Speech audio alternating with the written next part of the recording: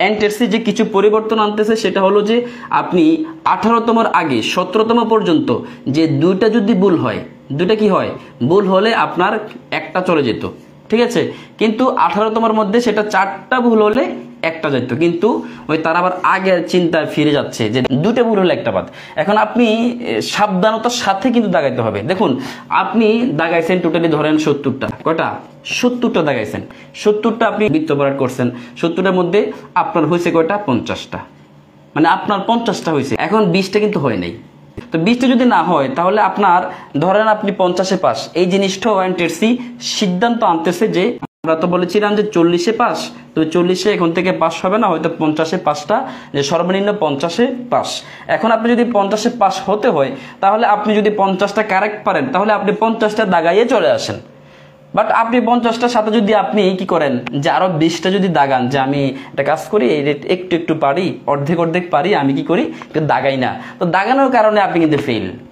এই জন্য পরীক্ষার হলে আপনি দীর্ঘ 6 থেকে আপনি একটা বছর যাবৎ কষ্ট করেছেন, পরীক্ষার হলের মধ্যে 1টি ঘন্টা যদি আপনি ইউটিলাইজ করতে না পারেন, ইউটিলাইজ মানে সুযোগ ব্যয়, একটা ঘন্টা যদি আপনি সুযোগ ব্যয় করতে না পারেন তাহলে আপনি কিন্তু ফেল করবেন, সঠিকভাবে ব্যবহার করতে না পারেন।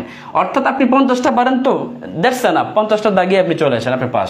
কিন্তু আপনি 50টা পারেন, ধরুন এখানে 50টার মধ্যে আপনি 10টা এক্সট্রা দাগাইছেন, যেটা আপনি হবে না, 2 টানার মধ্যে আছেন, তখন 10টা যদি আপনার 10টার থেকে যদি আপনার 5টা হয়, কটা হয় 5টা হয়, আর 5টা যদি না হয়, 5টা হয়, 5টা যদি না হয় তাহলে আপনার কি হবে, 5টা যদি না হয় তাহলে 5 নাম্বার কাটা, আর 5টার জন্য কত নাম্বার কাটা, 5টার জন্য হচ্ছে 2.5 নাম্বার, ঠিক আছে 2.5, তার মানে আপনার 7 নাম্বার কাটা শেষ, 7.50 আপনি শেষ হয়ে গেল।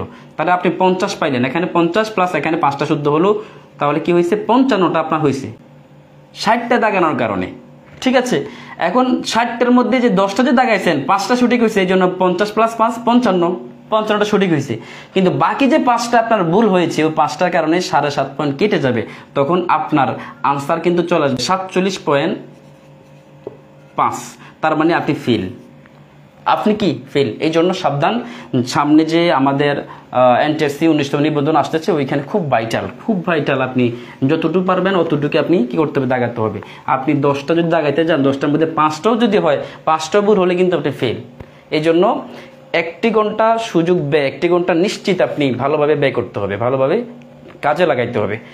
এই জন্য ভালোভাবে প্রিলিমিনারি প্রস্তুতি নিতে হবে। এখানে অনেকে বলে যে আমি তো প্রিলিমিনারি পারি, কিন্তু না ভাইজান, আপনি নেক্সট থেকে আপনি আটকে যাবেন, ভালো মতো পড়াশোনা করতে হবে।